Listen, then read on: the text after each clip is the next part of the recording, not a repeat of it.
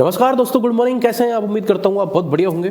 तो साथियों, रजत दलाल ने एक इंटरव्यू में बोला है, जैसे कि आपको पता है कि सीएल अभी चल रहे हैं, तो उनके इंटरव्यू में उन्होंने वहाँ एक बात बोली थी।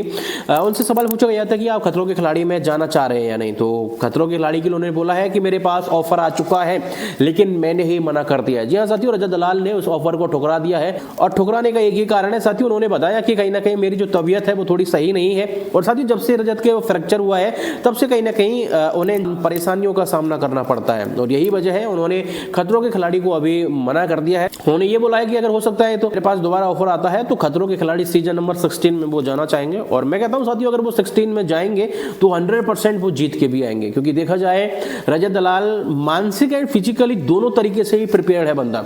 मानसिक देखा जाए तो बहुत ज्यादा मजबूत है, हमने बिग बॉस 18 में भी देखा, क्योंकि उसने जिस तरीके से उन्हें टास्क दिए गए थे उन्हें वो अच्छे तरीके से कंप्लीट कर रहे थे। तो कहीं ना कहीं लग रहा है कि वो मानसिक बहुत ज्यादा प्रिपेयर्ड है। उन्होंने बिग बॉस 18 में जो समीकरण बनाए थे वो वाकई में वहां से देखा जा सकता है कि बंदा फिजिकल के साथ साथ मानसिक भी प्रिपेयर्ड है। तो हो सकता है कि खतरों के खिलाड़ी सीजन 16 का खिताब यही लेके आए, यही जीत के आए, मुझे ऐसा उम्मीद है पूरा। बाकी का चीज को लेकर आपका क्या ओपिनियन है?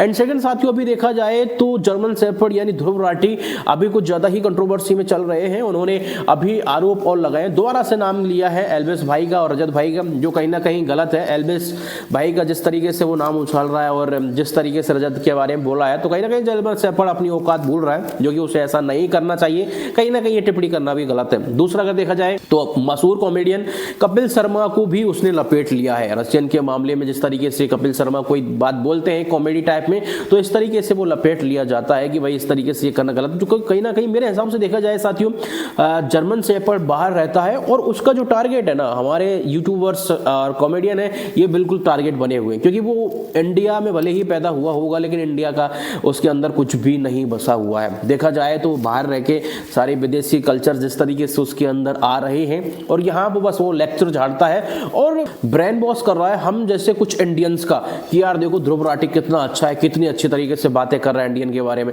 जबकि ऐसा कुछ नहीं है। क्योंकि वो बस हमारे दिमाग के साथ खेल के, क्योंकि उसे तो व्यूज लेने हैं कुल मिला के, क्योंकि उसका एक ही प्लेटफॉर्म बचा है यूट्यूब, और यूट्यूब से उसे पैसा कमाना है। तो कहीं ना कहीं वो इस तरीके से लपेटता है।